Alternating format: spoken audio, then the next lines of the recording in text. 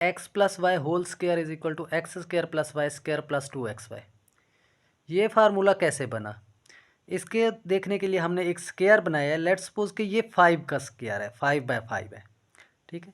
अगर इसी में मैं 2 और ऐड कर दूं, ठीक है, 2 और ऐड कर दिया हमने, इस तरफ से भी और इस तरफ से भी 2 और ऐड कर दूं, तो ये अब बन गया हमारे पास कितना, ये अब हमारे पास बन गया 7/7 का स्क्वायर, क्योंकि 2 और ऐड हो गया, 7/7 का स्क्वायर।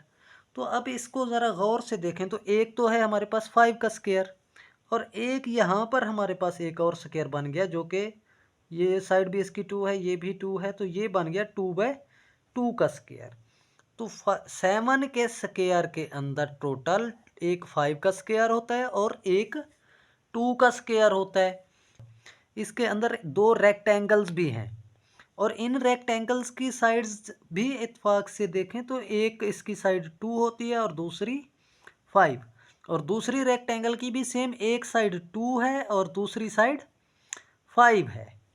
तो इस तरह से 2 और 5 की साइड्स वाली दो रेक्टेंगल्स भी हैं।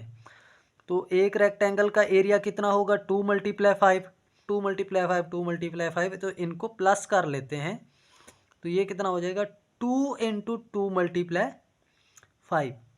तो इसमें अगर गौर से देखें तो हमारे पास देखें वही फार्मूला बन चुका है।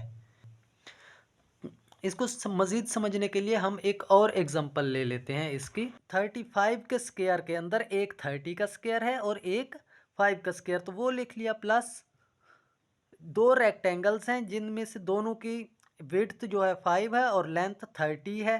तो इस तरह से 5 × 30 एक रेक्टेंगल का एरिया और 5 × 30 दूसरी रेक्टेंगल का एरिया, और दोनों को अगर प्लस कर लेंगे तो ये हो जाएगा 2 × 5 × 30, यानी कि 2 हैं तो 2 बार इसको लिख दिया।